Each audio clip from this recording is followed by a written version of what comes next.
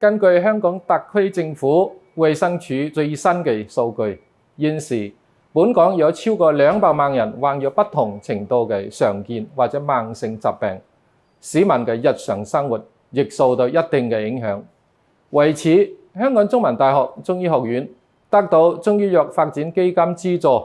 推行中醫藥防治常見疾病之推廣計劃。本計劃咧精選咗12種香港常見嘅都市疾病，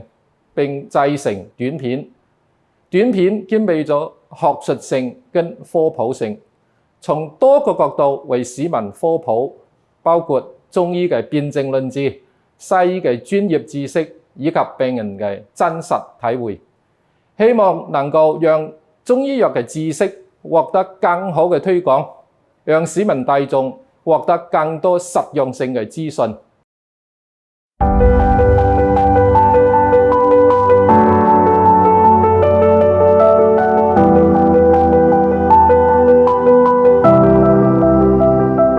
喺香港嚟講咧，濕疹係一個好常見嘅皮膚問題啦。反而係近呢幾年點解多咗人注意咧？就係嗰個多咗人有嚴重嘅問題咯。譬如可能以前個年代嘅數據，5至10% 嘅患者係相對比較嚴重啲嘅，需要睇醫生嘅。咁而家去到咧10到20% 咧比較嚴重，需要睇醫生咯。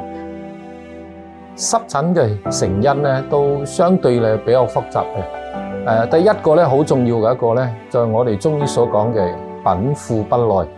耐，即係相當於西醫所講嘅係過敏體質。即係有啲人生出嚟咧，佢就有啲過敏體質，呢個係好重要嘅一個因素嚟。呢個病咧，我哋叫佢嬰兒濕疹，係其中濕疹嘅好特殊，同時咧好常見嘅一個類型嚟嘅。即係講係有啲人生出嚟咧，佢已經有好嚴重嘅嗰個過敏體質，即係唔單單係講係皮膚出現皮損，佢仲有啲咧經常咧係嗰個打乞嗤，仲有咧甚至咧個氣管咧比較敏感，容易出現哮喘。第二個嚟講咧，就係嗰個飲食不節，即係有啲病人我哋都知道咧，佢可能食嘅啲好多煎炸啊、魚腥啊、仲有牛啊、羊啊呢啲嘢咧食得好多，啲海鮮，尤其係貝殼類啲海鮮食得好多咧，呢啲咧就好容易咧係損傷咧我哋中醫所講嘅脾胃，脾胃受傷咧會引致咧係身體裏面係生濕生熱。所以咧係濕熱咧係內蘊。第三個原因咧就可能感受到一啲咧，我哋講係風濕熱外邪。呢啲外邪咧跟前面所講嘅身體內面嘅啲濕熱咧可以穩結，然後咧可以發於我哋嘅嗰個肌膚皮膚嘅表面咧就發為嗰個濕疹嘅。梗係另外一個咧如果一個人咧係精神好緊張，可能係睡眠唔係好好啦。仲有食一啲咧，就講係容易引致致敏嘅一啲物質咧，其實都可以誘發呢個濕疹咧係反反覆覆嚟發作嘅。仲有另外一種情形咧，就講係媽咪陀仔或者陀女嗰時咧，佢如果咧不戒口味，咁啊食咗好多呢啲煎炸嘅嘢，或者牛肉啊、羊肉啊呢啲中醫講係呢啲所謂嘅嗰個熱毒嘅啲嘢。或者係貝殼類海鮮嗰啲，中醫所講嘅呢啲咧，就係嗰啲發物，佢會係母體裏面咧，佢產生一啲我哋講係血濁跟熱毒呢啲嘢咧，可以經過咧係血液傳俾胎兒，甚至咧佢可以將呢啲熱毒嗰啲嘢咧，經過哺乳係傳俾嗰個嬰兒嘅。濕疹其實真係好複雜嘅病嚟嘅，包括係個角質層嘅問題啦、免疫系統問題啦，同埋體質嘅問題。係三者又有一個遺傳基因嘅問題，有外在嘅問題。體質管理嚟講，飲食係其中一個最重要嘅一環嚟嘅。咁飲食管理有幾方面啦。第一就係因為濕疹嘅病人咧，差唔多有啲研究睇翻有20-30% 咧都有唔同程度嘅食物敏感嘅，就係你食完嗰個食物之後咧，可能譬如30分鐘1個鐘頭咧，可能會嘴腫啦、全身出疹啦，甚至乎可能會有氣管收縮嘅情況啦。咁呢啲我哋可以透過病歷啦，同埋驗血去睇翻究竟佢有冇啲食物敏感咯。有啲濕疹嘅病人咧，食完某啲食物咧會有一個延遲性嘅病發反應咯。咁而家有啲人相信咧，呢個點解會食咗某啲食物會延遲可能1-2日個濕疹可能有病發咧？有機會同嗰個食物裏邊一啲組織胺咯，或者佢影響我哋腸道微生態有關係咯。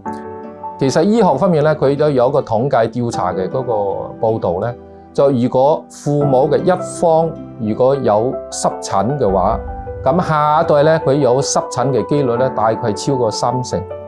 如果父母雙方都有濕疹，佢下一代咧有濕疹嘅機率咧會高到咧係80%或者以上。所以因此嚟講咧，係濕疹嘅生成咧，確實係有遺傳嘅嗰個傾向。現代醫學嚟講咧，係要多把點去處理嘅。皮膚角質層嚟講，其實最簡單嘅就係因為我哋皮膚會乾燥啦，濕疹嘅病人，所以我哋會用唔同種類嘅潤膚膏嘅產品啦。另外，如果當個皮膚表皮有發炎嘅話咧，可能我哋會用啲消炎嘅藥膏啦，包括類固醇藥膏或者非類固醇嘅藥膏啦。咁打到最重要嘅核心咧，其實咧近呢10年嚟講咧，我哋研究得最多嘅，其實就係濕疹失衡咗個免疫系統咯。而家其實係有一啲針對性嘅生物製劑咧，去調整翻、改善翻個本身個失衡咗免疫系統咯。所以喺調整免疫系統係最重要咯。咁最後啦，你調整管理體質亦都係好緊要嘅一環啦。最後包括一啲中醫藥嘅處理啦，包括一啲飲食啦、一啲睡眠啦、運動啦，甚至乎一啲身心靈嘅健康嘅情況都要着重處理咯。而中醫就正正好有效咧，可以幫助到我哋個病人咧調整到管理嘅體質咯。我哋一般嚟講係用個養陰、潤燥、健脾、利濕嘅嗰個醫療嘅方案嘅，主張病人咧係多啲食咩個薏米啦，即係薏仁啦、時實啦、維生啦，仲有石斛啊、沙參啊、玉竹啊，作為一個湯水咧，係俾病人咧係經常喺度服用嘅話咧，對嗰個皮膚嘅乾燥啊、瘙癢啊，甚至潮紅啊、即係紅斑啊呢種情咧都有改善嘅功效。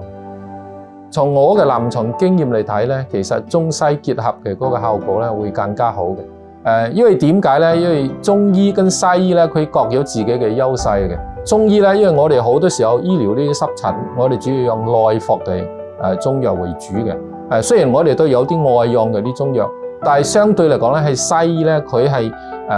佢嘅特色咧，佢主要外用呢個類固醇啊，或者潤膚膏啊呢啲咧，佢嘅嗰個強項嚟嘅。天氣對每一個濕疹嘅病人咧，佢係有影響嘅。但係至於係咪因為我哋亞洲人呢個天氣熱咧，我哋發病率係高過西方咧？呢個唔係嘅。其實西方嚟講，雖然佢嘅天氣好凍，但係佢濕疹嘅發病率係好高嘅。嗰個發病率嘅高低咧，其實好多時候跟我哋外界嗰個環境有一定影響。尤其咧，你講係嗰個環境究竟係咪好乾淨，或者個環境咧係相對比較邋遢啲嘅環境，城市裏面濕疹嘅發病率係高嘅。而家農村嗰啲地方咧，反而咧佢嗰個濕疹嘅發病率咧係低啲嘅。咁如果咧我哋係鄉下嘅地方咧，我哋基本上咧每一日咧都可以接觸到好多呢啲你譬如講係泥土啊，呢啲草木啊、花粉啊呢啲嘢咧，我哋接觸到好多嘅。因此咧，我哋身體咧未定型嗰時咧，已經係全部咧暴露到呢啲嘢，所以我哋身體裏面嗰個免疫系統咧，其實佢適應咗呢啲嘢。成年之後咧，你再有呢啲嘢刺激佢咧，佢其實嗰個身體已經適應咗，佢唔會有一啲過敏嘅嗰個反應。其實濕疹咧差唔多咧，香港嘅小朋友啦，5個有1個都有唔同程度嘅濕疹嘅。咁呢幾年咧，個濕疹嘅患者咧個嚴重程度加劇咗咯。咁可能同一啲外在環境因素，譬如啲污染問題啊，或者譬如啲塵蟎啊，或者我哋飲食啊，可能有啲關係咧，令到近呢幾年咧個濕疹嘅嚴重程度會加強咗咯。發達國家佢嗰個濕疹嘅發生率係高嘅，而係咧嗰個發展中國家佢嗰個濕疹嘅發病率咧係低啲嘅。